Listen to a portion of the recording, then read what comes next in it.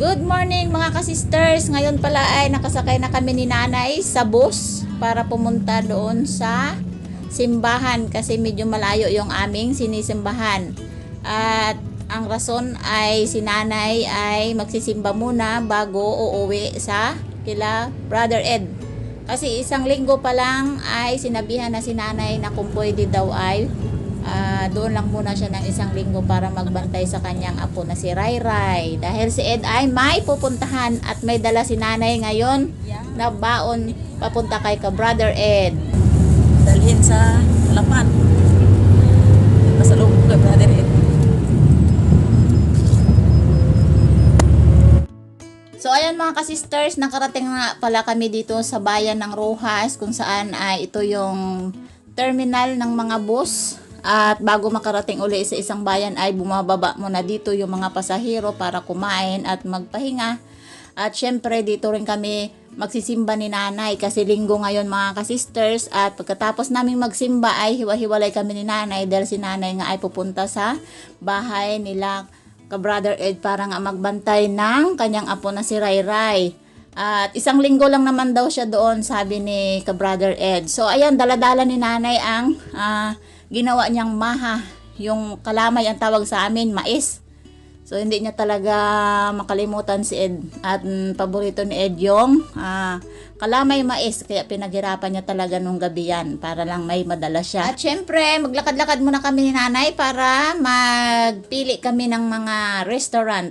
Restaurant talaga. Parang class na restaurant ang aming papasukan. So, para kami makakain mga ka-sister, ito naman ay simpleng restaurant lang dito sa terminal. At maraming kumakain dito sa mga ganitong restaurant. Yan. Restaurant naman pag sa English. Ewan ko ba kung anong pronunciation yan. Basta sa akin, dahil Bisaya ako, ay restaurant. Ayan. Talaga naman. At ang mga tinda mga ka-sisters, puro karne, walang isda. Dahil nga nabalitaan namin na bawal daw muna magtinda ng isda dahil siguro sa mga red tide ko ba pagdating dito sa bayan na to. Pero sa amin naman ay welcome yung isda. So ayan, dahil nagkikrave ako ng karne at talagang karne naman talaga ang tinda. So ayan, hatawin na namin ni nanay tong adobo. Puro adobo yan. Kaso magkaiba nga lang ang hitsura atay ng manok na adobo at ito naman ay karning baboy na adobo. So parehong adobo pa rin dahil paborito ko yung adobo. Puro lang isda. Nasawa ron ikaw? Nasawa ka din sa isda? Nakakasawa din. Pero pagdating sa Kalapan, hanap-hanapin na naman. Ayan. Doon ka muna kay Brother Ed. Ayan, si nanay kakain na lang ay talaga namang nagmamarites pa dahil hindi naman niya siguro ka-close yung nagtitinda dito ng pagkain ay talagang feeling close. Siguro baka naisip ni nanay magpalibre siya ng pagkain. Ay, joke lang. Sobrang tipid na yun pag talagang nagpalibre pa siya. So, ayan mga ka-sisters, kain-kain muna kami. At pagkatapos nitong magkain mga ka-sisters ay pupunta na kami sa church or simbahan. Sisters, may baon kaming kalamay mais. Ayun, pasalubong mo kay Ed, tingnan mo. Yun. Ito ay daling ko kay Brother Ed. Puno yan, puno. Abo! Overloaded pala ito. Yan ang kay Brother Ed. Ice cream. Pinaghirapan ni nanay gawin nung gabi. Anong oras na ako kagabi na gawa nito kasi galing kami sa dagat. Yan, naglambat muna siya bago nagawa ng maha. Grabe pagmamahal mo sa anak mo. Tiniis mo ang pagod mo. Sige lang. Binigyan naman ako ng Diyos ng kalakasan para gumawa ng mabuti. Ayan mga ka-sisters, dito na kami sa simbahan. So magsisimba muna kami ni nanay dahil Sunday morning ngayon.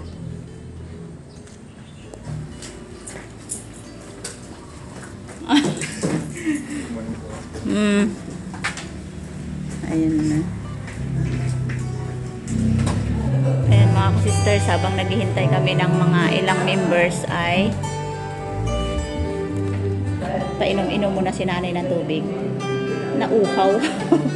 Nagkain pala tayo, hindi nakainom tubig. Oo, hindi ako nakainom tubig. Ako din, pahingi. Oo, inom ko muna. Ayan lang sa iyo. Malayo pa ang gabi. Huwag muna kayo mag-sweet-sweet. Simba-simba lang muna kayo.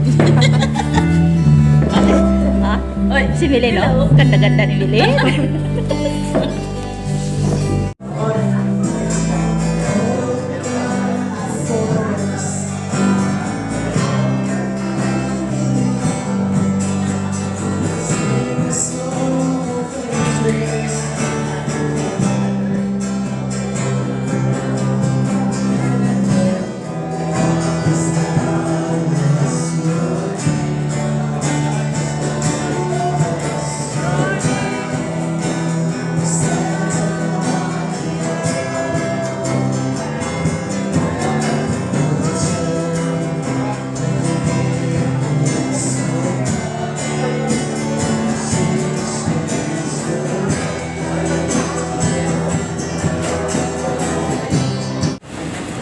Ayan mga ka-sister, si nanay mauna siyang uuwi sa Kalapan. Andyan na yung sakayan niya. Hindi lumigaw ba na aking sakyan? Sige na. Diyan ka ba, dyan?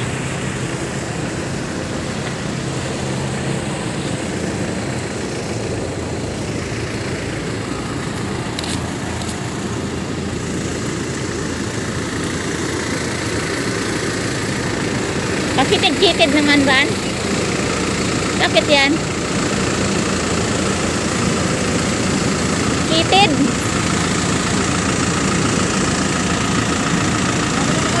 Nakitid yung suotan mo, oh. Kasya kayo dyan, hay?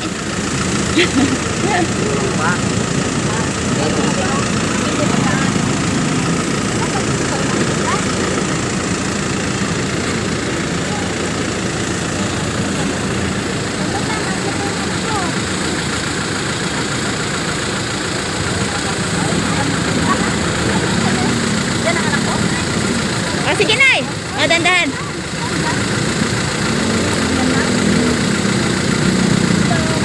Sige na, mother. Una na, sakay na. Ilan sila? Isa lang, si nanay lang. Isa lang. Marami yung naghatid. Kaibigan niya yung ano, taga-bulala ko ito. Sige na.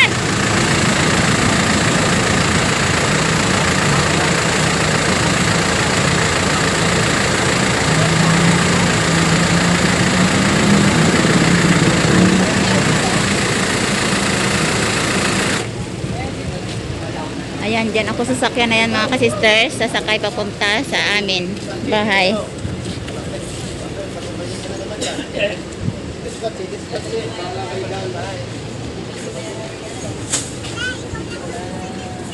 Yan, ating gamit. Ayan mga ka-sisters, binilhan ko pala ng prutas si Hana at saka si Aya. Habang nakaupo pala ako dito sa aking sasakyan ay ayan, papaalis pa lang yung sinakyan ni nanay papunta sa Kalapan or sa lugar nila ka Brother Ed.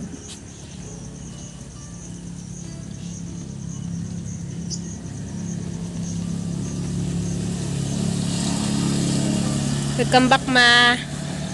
Ayan, nakarating din sa wakas mga ka-sisters. Si nanay siguradong nakarating na rin sa bahay ni ka Brother Ed. Yan. Bye-bye!